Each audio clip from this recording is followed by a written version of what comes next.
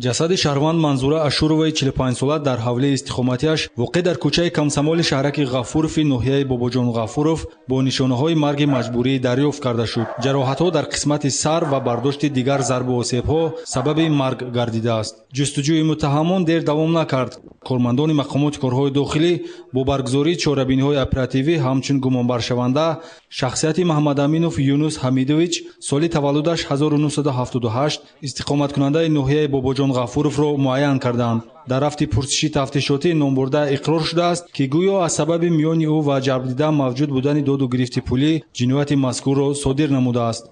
من از خطیب منظوره سال 2011 شناس بودم. وقتی که یک همسایه خونه‌ش میفروخت نشاطی همین خانه گپ زنان کردگی بودیم.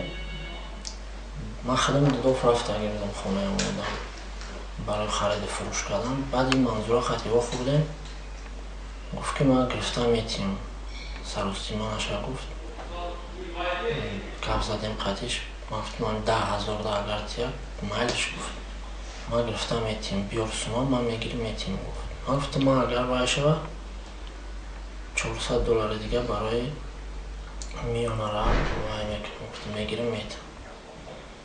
بعدی کار همی 11-12 مرد خیلی 3 روز گفت بود میکنم کشوره دادن کارا امروز پگه یک چند بار آمدم من خونش رفتم با جای کارش هم رفتم سومانه داد. تا کدام اندازه حقیقت داشتن نشانداد گمانبرشونده در خصوص میان او و جلب دیده موجود بودن داد و گرفت پولی را تفتیشات معین خواهد کرد. اما بیرحمی گمانبرشونده را جنایت صادر شده تصدیق کرده است. گمانبرشونده محمد امینов به آلات‌های خلنده و برنده از قوه جسمانی استفاده کرده بعد از پای افسانیدن سری جلب دیده را یک چند مرتبه به سفره بتونی زده با رویمال دهانش را بسته در حالت بیهوشی به حال خود میگذارد که در نتیجه به هلاکت میرسد. حرکت‌های جنایتکارانه گمانبرشونده با همین با آخر نمیرسد. با مقصد به دست آوردن مبلغ‌های پولی حجره‌ها را کوفتکوف کرده یک چند نمود جواهرات‌های طلایی به جلب دیده تعلق داشته را با مبلغ عمومی 8000 سومانی تصرف نموده از جای حادثه غیب میزند. فعلا از روی این حادثه با ماده 104 کدکس جنایی پرونده جنایتی آغاز کرده شده گمانبرشونده در حبس پیشکی قرار دارد.